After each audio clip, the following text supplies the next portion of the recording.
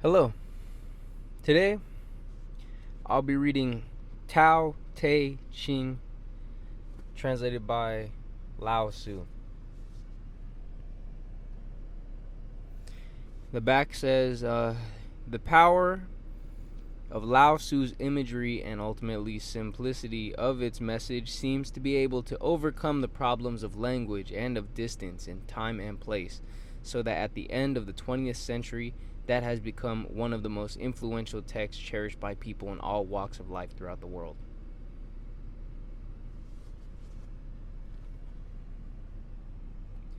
And this was written during the golden age of Chinese philosophy, and composed partly in prose and partly in verse.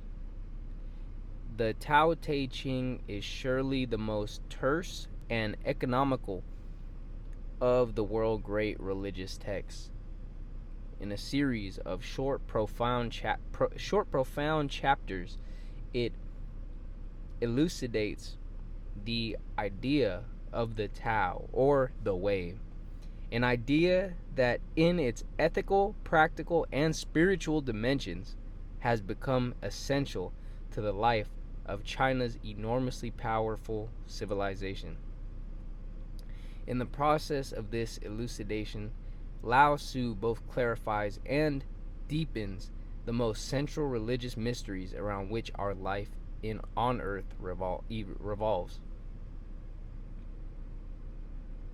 Translation of the Ma Wang Tui Manuscripts by D.C. Lau.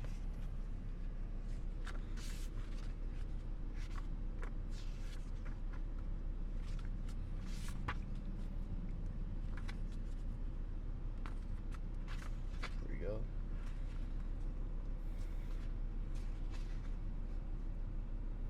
For the sake of time and convenience, I'm going to skip the introduction. I apologize.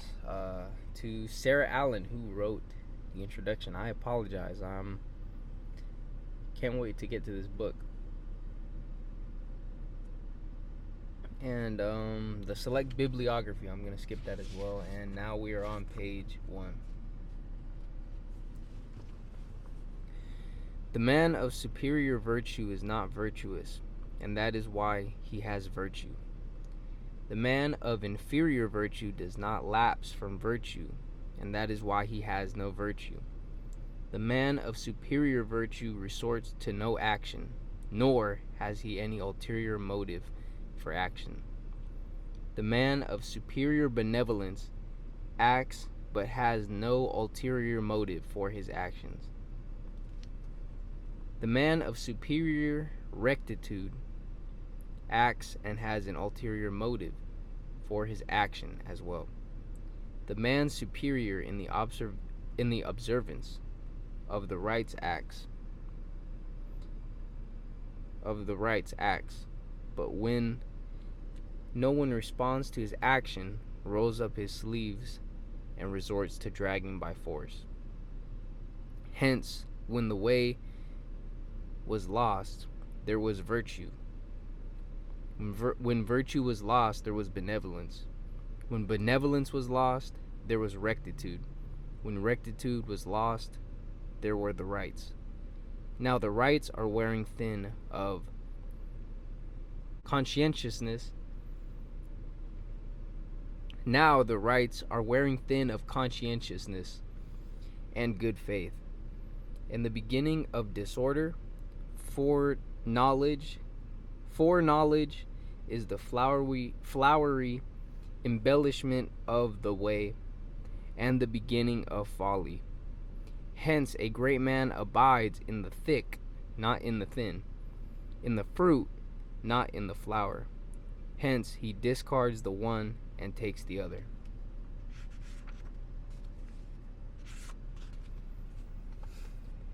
Of old, these come to possess the one.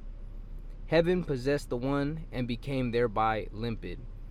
Earth possessed the one and became thereby settled. Gods possessed the one and became thereby potent. The valley possessed the one and became thereby full. Lords and princes possessed the one, and became thereby leaders of the empire. But when this is pushed to the utmost, it will mean that not knowing when to stop in being limpid, heaven will split.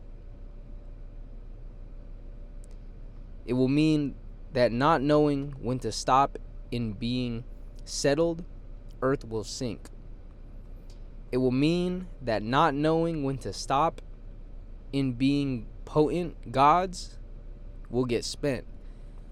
It will mean that not knowing when to stop being ignoble, the high lords and princes will fall.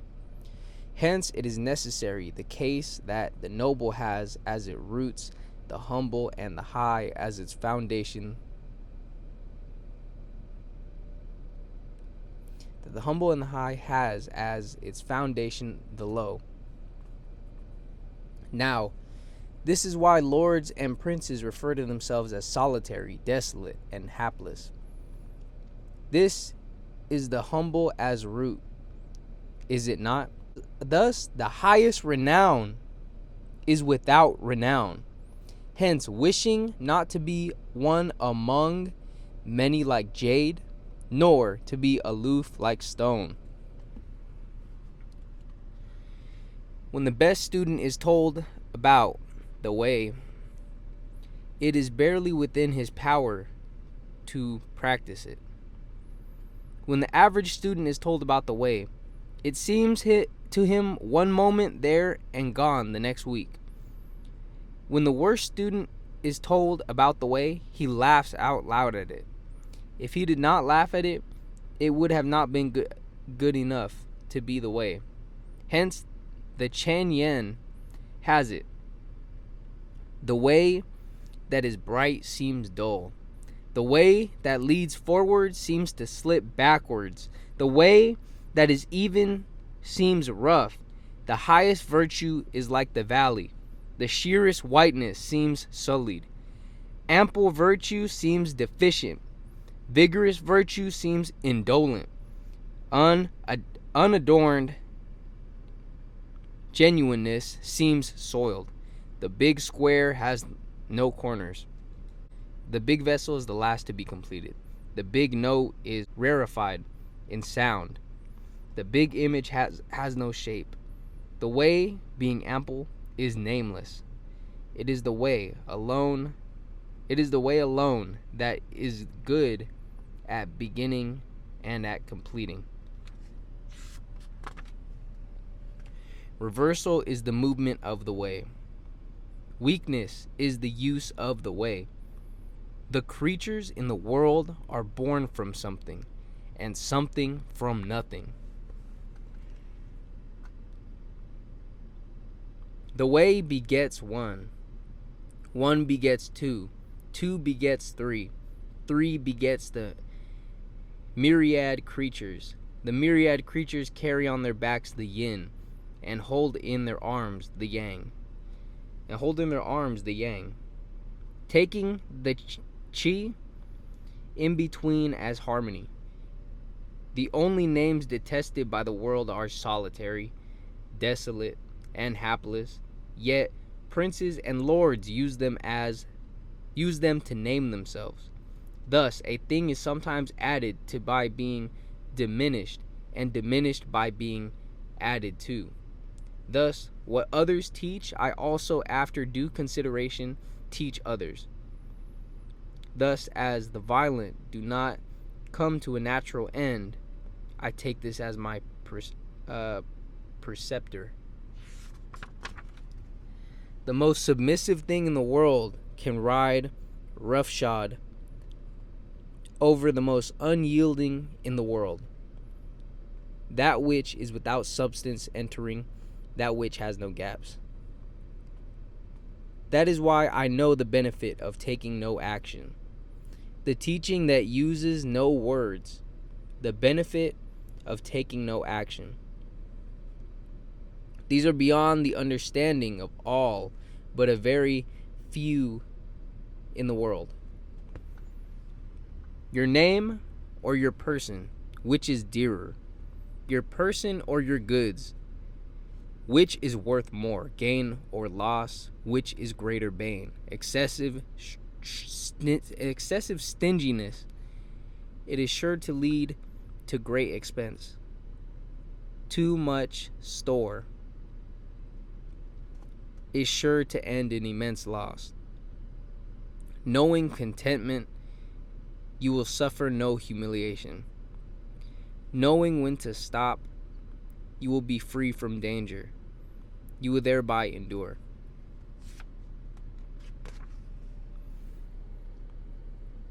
Great perfection seems chipped, yet use will not wear it out. Great fullness seems empty, yet use will not drain it. Great straightness seems bent. Great skill seems awkward. Great surplus seems deficient. Great eloquence seems tongue-tied. Restlessness overcomes the cold. Stillness overcomes the heat, limpid and still. One can be a leader in the empire. When the way prevails in the empire, fleet-footed horses are relegated to providing manure for the fields. When the way does not prevail in the empire, war horses breed on the border. There is no crime greater than being desirable. There is no disaster greater than not being content. There is no misfortune more painful than being covetous. Hence, in knowing the sufficiency of being content, one will constantly have sufficient. By not setting foot outside the door, one knows the whole world. By not looking out of the window, one knows the way of heaven. The further one goes, the less one knows. Hence, the sage knows without having to stir, identifies without having to see, accomplishes without having to do it. One who pursues learning makes gains every day. One who gets to hear about the way makes losses every day. One loses and loses until one takes no action. One takes no action, nor does one have any ulterior motive for action. If your wish is to gain the empire, you should constantly refrain from meddling. By the time you meddle, you are not equal to the task of gaining the empire. The sage is constantly without a mind of his own. He takes as his own the mind of the people. Treat as good those who are good. Treat as good also those who are not good. By doing so, you gain in goodness. Have faith in those who are of good faith. Have faith also in those who lack good faith. By so doing, you gain in good faith. The sage, in his attempt to distract the empire, seeks urgently to muddle it. The people all have something to which to attach their eyes and ears, and the sage treats them all like babies. When going one way means life and going the other means death, 3 in 10 will be comrades of life. 3 in 10 will be comrades of death. And the people who move into the realm of death through valuing life will also number 3 in 10. Now, why is this so? Because they value life. I have heard it said, one who is good at holding on to life does not try to avoid the rhinoceros or the tiger when traveling on high land. Nor does he arm himself with armor and weapon when charging into an army. There is nowhere for the rhinoceros to pitch its horn. There is nowhere for the tiger to land its claws. There is nowhere for the weapon to lodge its blade. Why is this so? Because there are no fatal spots on it. The way gives them life. The virtue rears them. Things take shape and vessels are formed. Hence, the myriad creatures all revere the way and honor virtue. The way in being revered and virtue in being honored are constantly so of themselves, without anyone bestowing nobility on them. The way gives them life and rears them, brings them up and accomplishes them, brings them to fruition and maturity, feeds and shelters them. It gives them life without claiming to possess them. It benefits them, yet exacts no gratitude for this. It is the steward, yet exercises no authority over them. Such is called dark virtue. The world had that from which it began, and this is taken as the mother of the world. After you have got the mother, you can in turn now know the son. After you have known the son, go back to abiding by the mother, and to the end of your days you will not meet with danger. Block the openings, shut the doors, and all your life you will not run dry. Unblock the openings, add to your affairs, add to the end of your days you will be beyond help, and to the end of your days you will be beyond help. To see the small is called discernment. To abide by the submissive is called strength. Use the light, but give up the discernment. Bring not misfortune upon yourself. This is known as following the norm.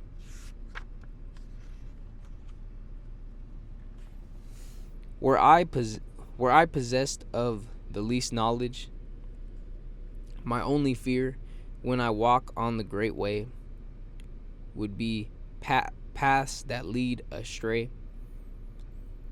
The great way is very smooth, yet the people prefer mountain paths. The court is clean swept. The fields are overgrown with weeds.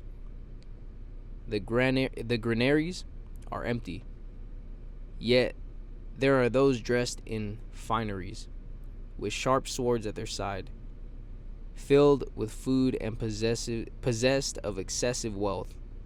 This is known as being a bandit chief. A bandit chief is indeed a far cry from the way. What a man has firmly planted cannot be pulled up. What a man has tightly embraced will not slip loose. Through this, the offering made by descendants will never come to an end. Cultivate it in your person, and its virtue will be genuine. Cultivate it in the family, and there will be virtue to spare. Cultivate it in the hamlet, and its virtue will endure. Cultivate it in the state, and its virtue will abound. Cultivate it in the empire, and the virtue will be pervasive. Hence, look at the person through the person. Look at the family through the family. Look at the hamlet through the hamlet.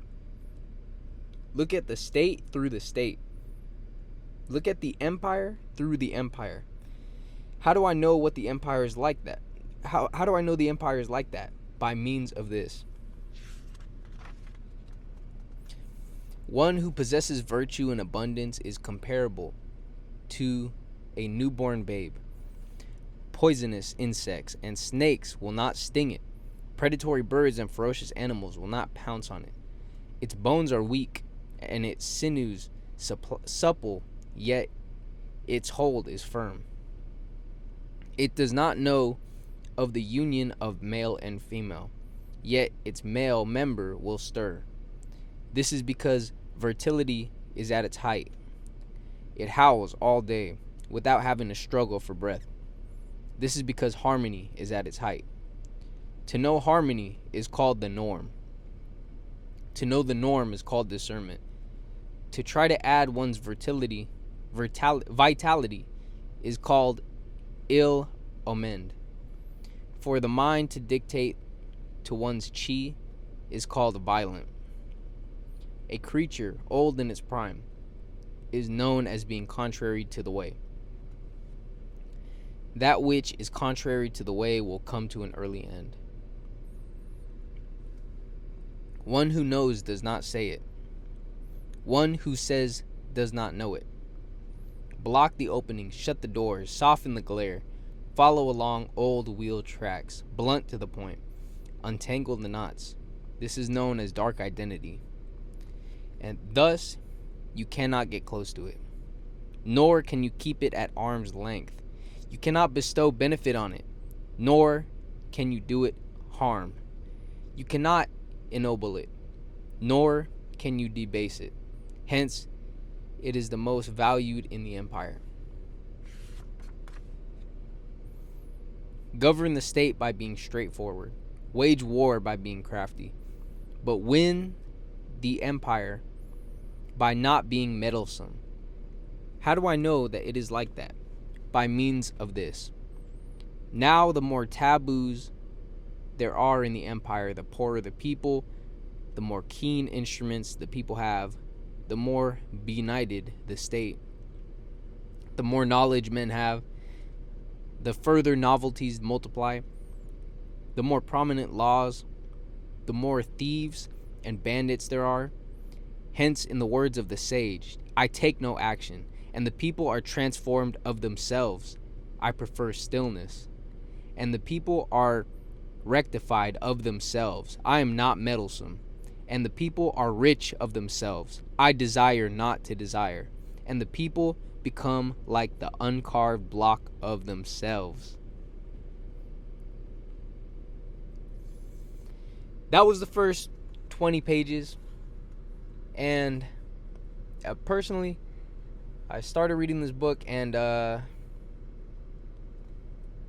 was feeling horrible. I was feeling horrible.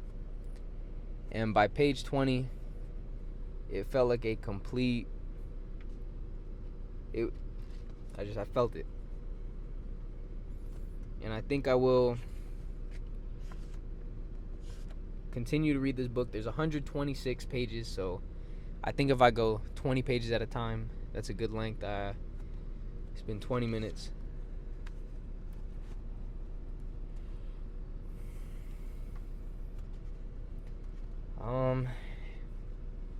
And yes, this was Tao Te Ching, translated by Lao-Tzu.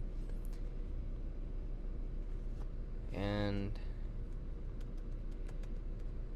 yeah, I will check back in for the next 20 pages.